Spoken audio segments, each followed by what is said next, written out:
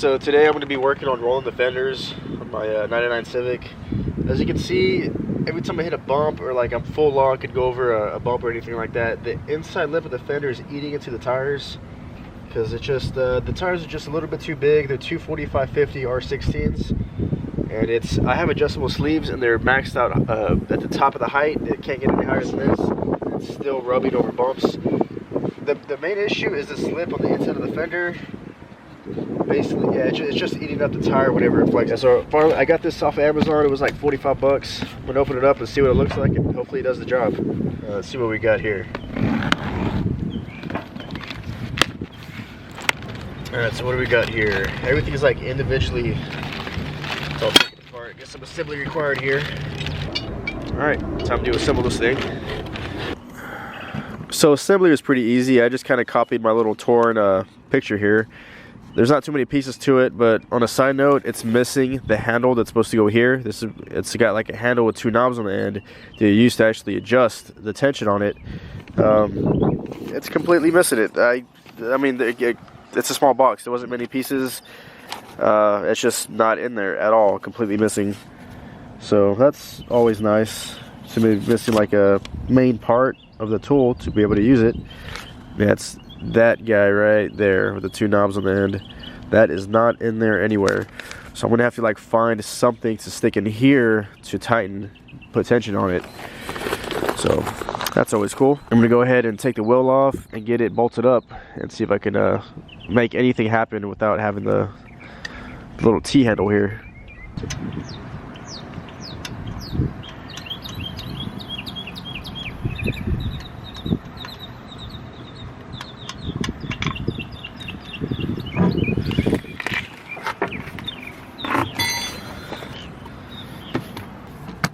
Yeah, so I don't know if you'll be able to see this, but it's this edge here that's really giving me a problem. Especially, I noticed this part here is sticking out, especially. So I'm sure this is really gouging out the tire.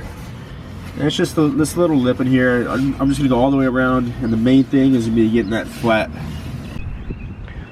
So I've never actually rolled a fender before using an actual roller. So this is why I'm kind of like talking as I'm going, because I'm learning as I'm mounting this up, and I'm about to start rolling it here in a second. But what I noticed is what actually puts tension on the fender is loosening this rod here. Actually brings it out, and tightening it actually gives you more slack. It brings the roller down. So loosening brings it out, tightening actually takes the roller down. And I'm just putting the lug nuts on there to get it tight on the hub. And then I can start making my adjustments and put tension on here and just start walking it back and forth. And if, of course, if you're watching this, you probably already know, if you care about your paint job, heat it up so it doesn't crack and chip and, basically, yeah, when you start rolling into here, I've seen where it actually starts to crack. But as you guys know, I don't really care about this car that much. I'm not going to heat up the paint. I'm just going to go after it, and all I care about is making clearance for these tires. I care more about the tires than I do about the paint job on these fenders. So hopefully this works out, and hopefully I can find a good tool to stick in here to be able to put tension on it. Should be okay. What I probably need is like a screwdriver or something.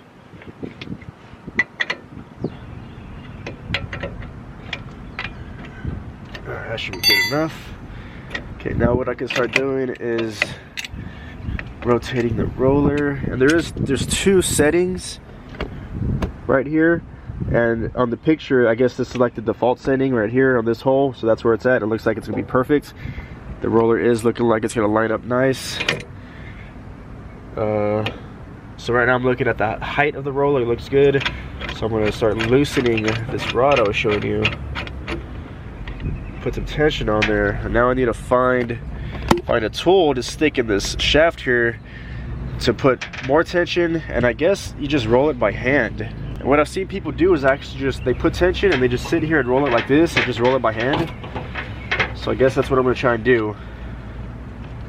Let me see how far I can get just by tightening it with my hand and rolling it.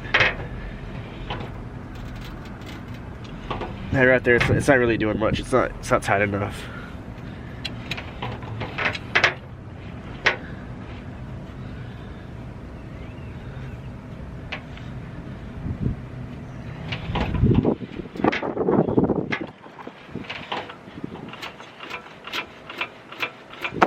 it's really ruining my paint down here. I'm just watching paint just chip off right here. Yep. The most important, I guess, is this area right here, not necessarily way back here or way in the front, I don't think. I really think it was just this section here, like in the center of the fender, that was really chewing up the tires.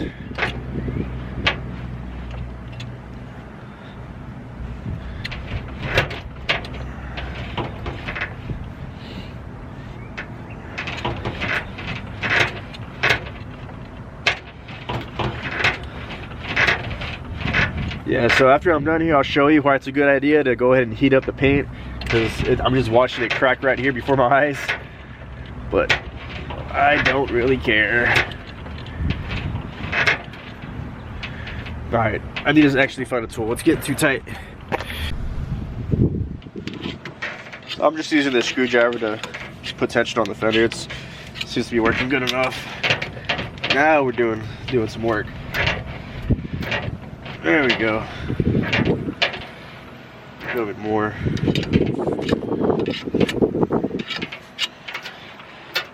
Yeah, check this out. Paint. Paint is just falling off of this fender right now.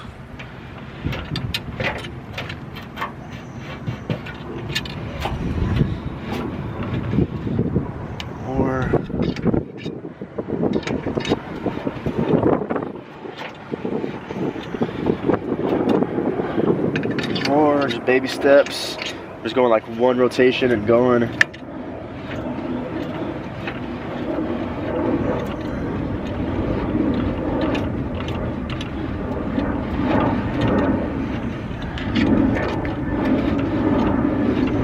The whole fender's flexing, that's crazy. More. There's a crease here in the body line, and it's slowly going away as I roll it.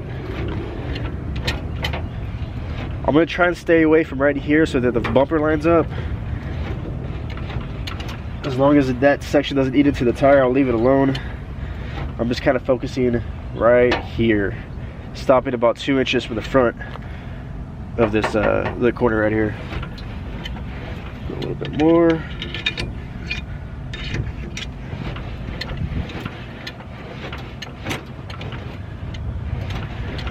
Man, it looks like it's working really good. I think I'm about to test fit the tire because I don't want to go too much, because it's kind of like once you go too far you can't go back. So I might actually take the roller off and test fit the drag radial and see what the clearance looks like. Oh, but that lip inside is completely flat. It is completely smushed against the inside of the fender. Wow, yeah, it's definitely doing the job.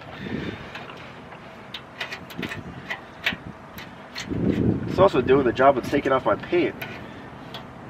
And it looks like there's probably 2 or 3 coats of silver on this car. Who knows how many times it's been painted. The paint's chipping off, but there's silver underneath it.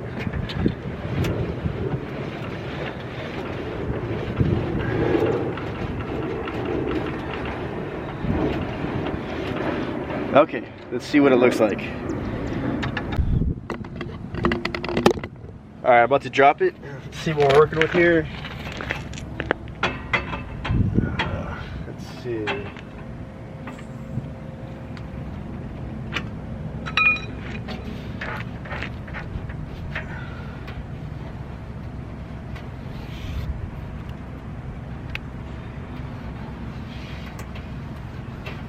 Instead of the curve going like right into the tire, the angle is actually like outside of the sidewall here. So I think when it actually hit bumps, the tire might actually tuck. But I'm pretty sure just getting rid of that lip that was inside is gonna basically fix the issue I was having.